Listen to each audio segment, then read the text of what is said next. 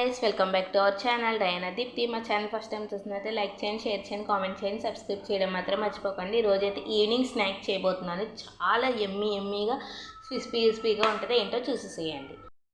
మిగిలిపోయిందా లేదంటే అన్నం ఎక్కువ వండేసారా, మీరేం దిగుపడక్కర్లేదు, అంతకన్నా పడక్కర్లేదు. అన్నంతో స్నాక్ కొని అన్నం అంతా ఇందులోకైతే వేసేసుకోవాలి. వాటర్ అయితే యాడ్ చేసుకొని మిక్సీ పెట్టేద్దాం. తిప్పుకున్నాక కొంచెం మళ్ళీ వాటర్ వేసుకొని మిక్సీ పెట్టుకోవాలి. ఈ విధంగా ఇలా మిక్సీ పెట్టుకొని గిన్నెలోకి వేసుకుందాం. గిన్నెలోకి వేస్తాము ఆనియన్, అల్లం, పచ్చిమిర్చి, కరివేపాకు ఇందులో వేసేద్దాం. ఉప్పు, కారం, సాల్ట్ వేసేద్దాం. మర్చిపోయిన క్యారెట్ తురుము కూడా వేసుకోవాలి. వేసుకోవచ్చు లేదంటే వేసుకోక్కర్లేదు. ఇప్పుడు క్యారెట్ కూడా వేసాము. మొత్తం కలిపేద్దాం. కడాయి అయితే పెట్టి డీప్ ఫ్రైకి సంబంధించిన ఆయిల్ అయితే వేయాలి. నచ్చిన షేప్లో అయితే చేసుకోవచ్చు. రౌండ్లు కానీ గారెలు కానీ ఏదో ఒక షేప్ అయితే చేసుకోవచ్చు. నేను ఒక్కొక్క షేప్ అయితే చేసుకున్నాను.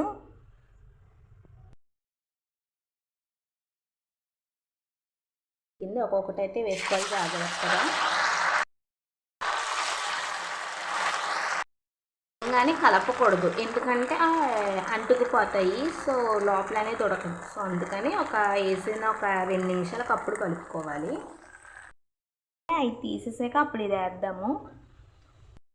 సిమ్లోనే పెట్టుకొని అయితే మీడియంగా పెట్టుకొని చేయాలి. సో అలాగైతే కలుపుకోవాలి. కొంచెం కలిపాను, అంటే కలపడం అంటే తిప్పాను. కట్ అయిపోయింది. మన నూనెలో ఇలా వేపుకోవడమే అనమాట. చాలా క్రిస్పీగా చాలా బాగా వచ్చింది. చూపిస్తాను ఎలాగో. కంచిగా చాలా బాగా వచ్చింది. టేస్ట్ ఎలా ఉందో చెప్పిస్తాను.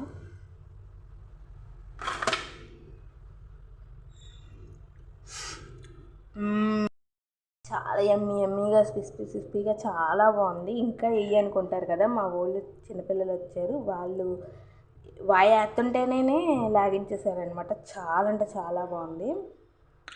మీరు కూడా ట్రై చేయండి. మార్నింగ్ టిఫిన్ కానీ సాయంత్రం స్నాక్స్కి కానీ చాలా బాగా ఉంటుంది. టేస్ట్ అయితే అదిరిపోయింది అసలు. Thank you for watching.